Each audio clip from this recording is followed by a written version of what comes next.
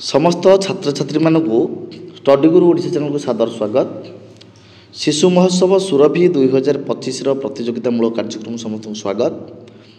मुख्य प्रसंग बा थीम हूँ ए वर्षर मो स्वप्नर ओडिशा 2036। वक्तृता बा इलोक्यूशन विभाग रे जहाकू ओडिया भाषा रे लिखा पड़ो जार समय 3 मिनिट। चतुर्थ रु सप्तम श्रेणी कनिष्ठ बा जूनियर ग्रुप निमंते प्रस्तुत करूँ। प्रसंगटी हूँ पुणी थे कही रखुच्छी उन्नत ओडिशा गठन रे शिक्षा और संस्कृति। उन्नत ओडिशा गठन रे शिक्षा और संस्कृति। सम्माननीय सभापति महोदय, उपस्थित थिबा वरेण्य गुरुजन मंडली तथा विचारक गुरुगण तथा एठारे उपस्थित मोर सहपाठी एवं ज्येष्ठ कनिष्ठ भ्राता भगिनीगण को मोर प्रणाम एवं आंतरिक शुभेच्छा। आजिर वर्णाढ्य परिवेश शिशु महोत्सव सुरभि 2025 जार आभिमुख्य मोर स्वप्नर ओडिशा 2036। आजिर वक्तृता प्रतियोगिता रे मु अंशग्रहण करिथिबारु मु निजको धन्य मने करूछि। मोर प्रसंग उन्नत ओडिशा गठन रे शिक्षा और संस्कृति। शिक्षा हेउछि मानव जीवनर प्रथम साधन। शिक्षा बिना जीवनर अग्रगति असंभव। मो ओडिशा प्राकृतिक सौंदर्य परिवेष्टित जहिरे रहिअछि अतीतर समृद्ध इतिहास। अतीतर सामरिक परंपरा अतीव समृद्ध और वीरत्वपूर्ण।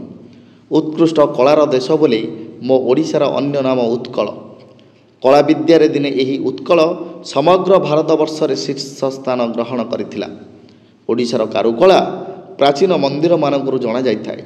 शिल्पीर निहण रे खोला जाइथिबा गोटिए गोटिए जीवंत प्रतिमूर्ति अद्वितीय ज्ञानर संगम। मो ओडिशार आराध्य महाप्रभु श्री जगन्नाथ समग्र विश्व नियंतांग आशीर्वाद ओडिशार कला और संस्कृति श्री जगन्नाथ संस्कृति नाम रे बेस ख्याति अर्जन करियछि।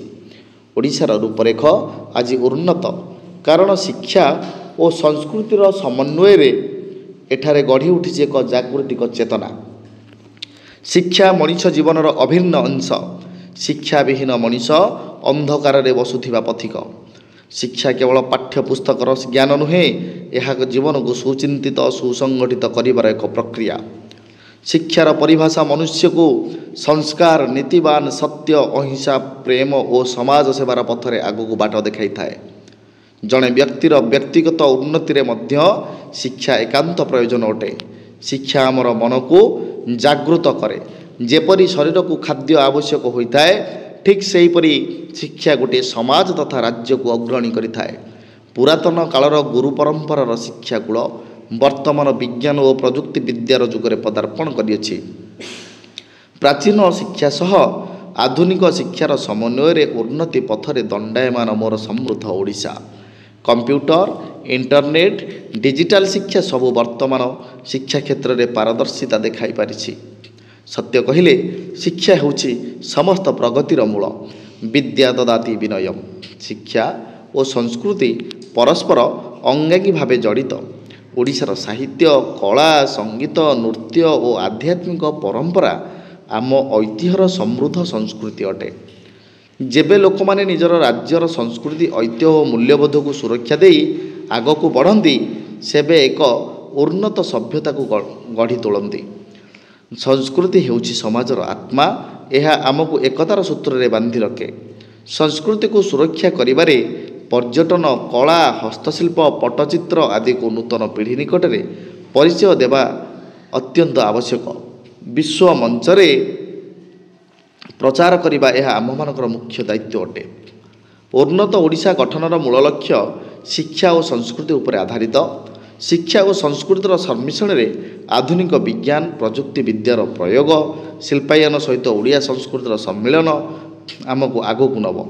स्थानीय रु विश्वमंच यह हेउछि आमर लक्ष्य। यही दुईटी दिग को जदि सुदृढ़ करिपरिबा तेबे आम राज्य मानविक, सांस्कृतिक और आर्थिक क्षेत्र में एक समृद्ध राज्य रे परिणत होई परिबो।